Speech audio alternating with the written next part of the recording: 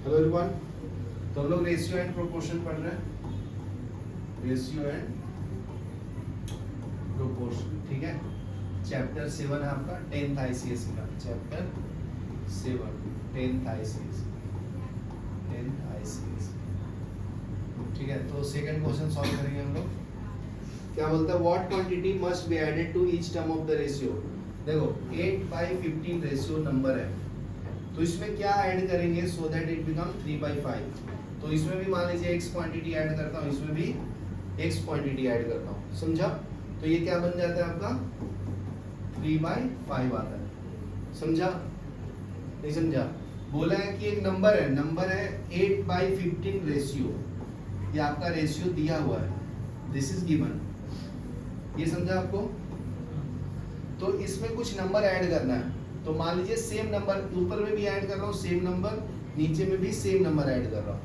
तो ऐड करने के बाद 3/5 हो जाता है रेशियो, समझा।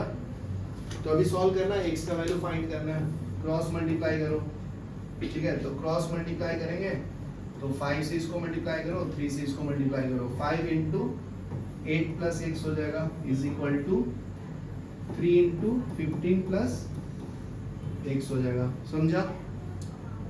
8 5 40 होता है ना, तो ये 40 plus 5x is equal to 45 plus 3x कितना आएगा। इसको लेफ्ट में लीजिए, इसको राइट में भेजिए, तो 5x minus 3x is equal to 45 minus 40, ये कितना आएगा जी 5, ये 2x इज इक्वल टू, तो x इज इक्वल टू कितना है 5/2। चलो ये लिखो। सेकंड का सेकंड सॉल्व करेंगे। सेकंड का सेकंड में क्या बोलता है, what quantity must be subtracted from each term of the ratio.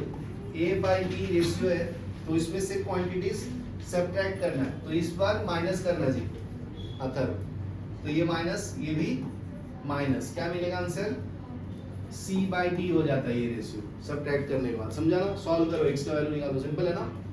तो कैसे सॉल्व करेंगे जी बताइए, क्रॉस मल्टीप्लाई करेंगे, तो d से इसको मल्टीप्लाई करो और c से इसको करो, तो d into a minus of x is equal to c into b minus of x, तो ये ad हो जाएगा minus dx is equal to cb minus cx। यहाँ तक क्लियर है। तो x को एक साइड ले लो, बाकी को सेम साइड ले लो, ये आपका ad है ना, तो ad और इसको ले लो minus C B is equal to, इधर ले लूंगा तो ये डी एक्स प्लस में हो जाएगा ना, ये माइनस, तो इसमें से x कॉमन ले लो तो d माइनस सी, और इसमें से कुछ कॉमन ले सकते नहीं ना, A D minus C B रहेगा, बराबर है। यहाँ तक क्लियर है। तो आंसर क्या आ गया, x is equal to A D minus C B divided by D minus C, ये आपका x का वैल्यू है। चलो लिख लो। देखो नेक्स्ट क्वेश्चन थोड़ा सा दिमाग वाला है। The work done by x minus 3 men in 2x plus 1 days, ठीक है। तो amount of work done, तो पहले क्वेश्चन पढ़ देता हूँ। Work done by x minus 3 men, क्या बोला है, work done by x minus 3 men in 2x plus 1 days, ठीक है, and work done by 2x plus 1 men in x plus 4 days are in ratio 3:10, find value of x, ठीक है। x का value निकालना चाहिए आपको। तो देखो total amount of work done क्या होगा, दोनों को मल्टीप्लाई करेंगे, ठीक है। इतना आदमी है, कितना, देखो इतने लोग हैं ना, फर्स्ट केस के लिए इतना आदमी है, वर्क डेज इतना काम करता है, दोनों को मल्टीप्लाई करूंगा तो टोटल वर्क डन आ जाएगा। उसी तरह से देखो इतना मेन है फॉर सेकंड प्लेस, इतने डेज के लिए काम करता है, तो ये दोनों को मल्टीप्लाई करूंगा तो टोटल अमाउंट वर्क डन आएगा, ठीक है। तो इसको सॉल्व करके बताता हूँ देखो, amount of work done is equal to क्या बताइए, x minus 3 into 2x plus 1, ठीक है ना। तो ये मल्टीप्लाई करेंगे तो आंसर आएगा। दूसरे सिमिलरली क्या लिख सकते हैं सेकंड केस के लिए? सिमिलरली सेकंड केस के लिए क्या लिख सकते हैं जी, बताइए। Amount of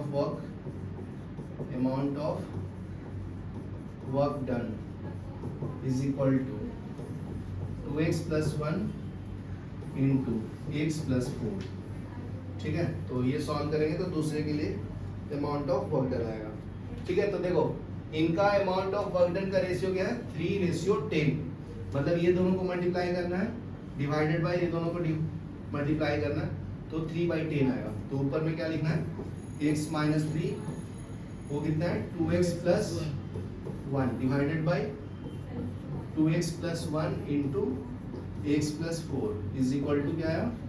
3/10। सॉल्व करो आंसर आ जाएगा। करोगे तुम लोग कि मैं करता हूँ?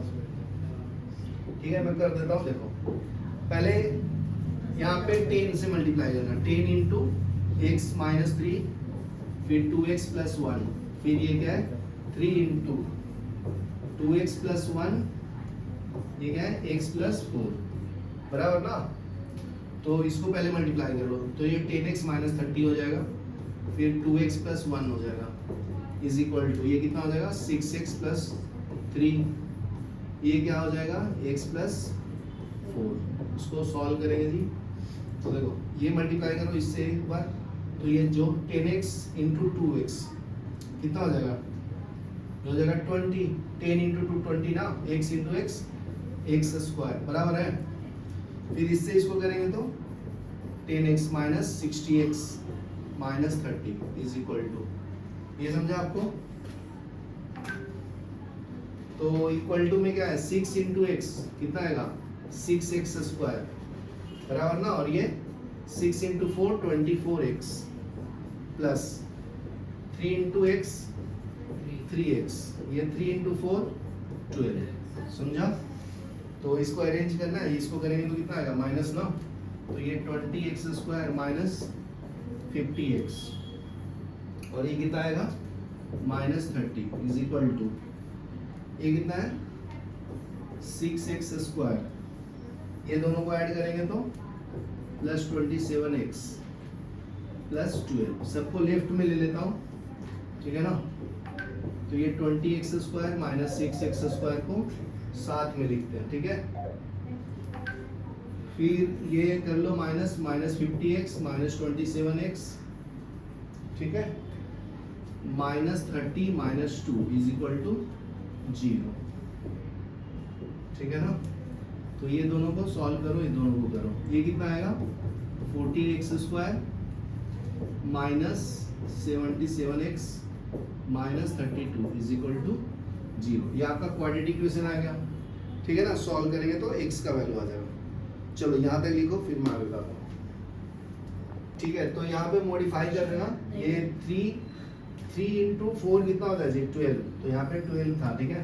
तो यहाँ पे कैरी फॉरवर्ड करने में गलत हो गया ना, तो मॉडिफाई करना। तो अभी कितना आएगा बताइए? ये सॉल्व किया तो माइनस 14, ये 77 और ये 12 कितना हो जाएगा? ये 42 हो जाएगा, बराबर है। तो अभी क्या करेंगे? तो इसको हम लोग 7 से डिवाइड करेंगे। कितना अपना टर्म्स आया लास्ट वाला?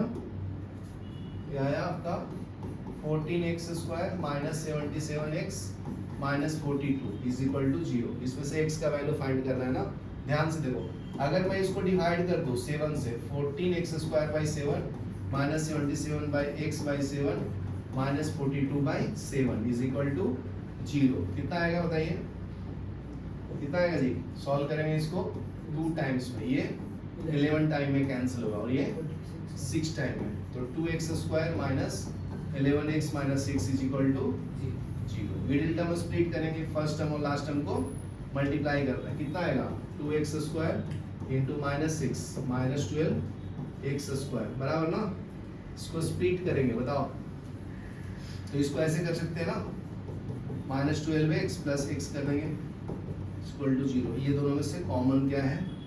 क्या ले सकते हैं बताइए? इसमें से 2x कॉमन ले लेंगे तो तो x माइनस सिक्स, 1 कॉमन ले लेंगे तो x minus six is equal to 0। तो 2x प्लस 1 हो जाएगा, दूसरा x माइनस सिक्स हो जाएगा इक्वल टू 0। तो x is equal to x 6 आया और 2x प्लस 1 इक्वल टू 0। तो x is equal to minus half आया। ठीक है, चलो ये लिख लो फिर आगे बढ़ेंगे।